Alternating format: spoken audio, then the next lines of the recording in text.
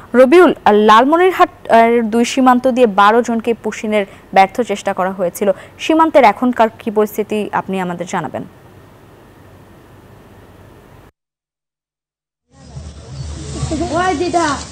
ধন্যবাদ লাইবা। আপনি যেমনটি বলছেন যে আজ কিন্তু ভোর রাতে কিন্তু বিএসএফ কৌশলে কিন্তু তারা কাঁটাতারের বেড়ার গেট খুলে কিন্তু প্রায় লালমনিরহাটের দুটি সীমান্তে হচ্ছে পাটগ্রাম উপজেলার ঝালাঙ্গি এবং হাতীবান্ধা উপজেলার দোলাপাড়া কেরামতিয়া মসজিদ এলাকায় কিন্তু 5 জন এবং বুড়িমারিতে 7 জন, মোট 12 জনকে কিন্তু পুশিনের চেষ্টায় ব্যর্থ হয়েছে বিএসএফ। এবং ইতিমধ্যে কিন্তু গ্রামবাসী এবং বিজিবির মধ্যে কিন্তু কড়া পাহারায় রয়েছেন। এদিকে কিন্তু 61 বিজিবির পক্ষ থেকে কিন্তু বিজিবির সদস্যরা পাহারায় রয়েছেন, পাশাপাশি গ্রামের সাধারণ মানুষরাও কিন্তু পাহারা রয়েছেন। ইতিমধ্যে কিন্তু ভারতীয় বিএসএফরা এ পর্যন্ত লালমনিরহাট সীমান্তে কয়েক দফা দিয়ে কিন্তু প্রায় 90 জনকে পুশিনের চেষ্টা করেছে। এর মধ্যে কিন্তু প্রায় 70 জনকে ফিরে নিয়েছে বিএসএফ এবং প্রায় 30 জন কিন্তু বাংলাদেশি পরিচয় পেয়ে তারা কিন্তু নিজ জেলায় কিন্তু তারা ফিরেছে।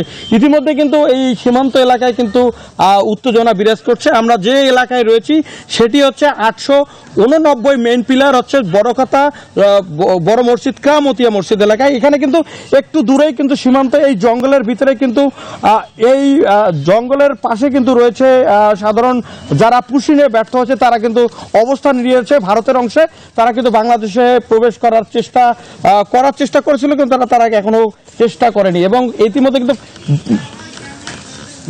বাংলাদেশের মধ্যে কিন্তু সাধারণ মানুষ কিন্তু পাহারায় রয়েছে এবং পাশাপাশি কিন্তু আমাদের এই সীমান্তে উত্তেজনা রয়েছে।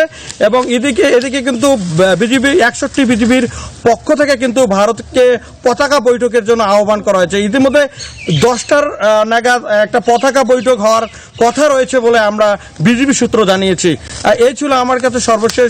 ফিরে যাচ্ছি স্টুডিওতে। বান্ডেল থাকলে প্রতি সেনমানিতে টাকা বাঁচবে। বিকাশ সেনমানি বান্ডিল কিনে জিতুন প্রতি লেনদেনে।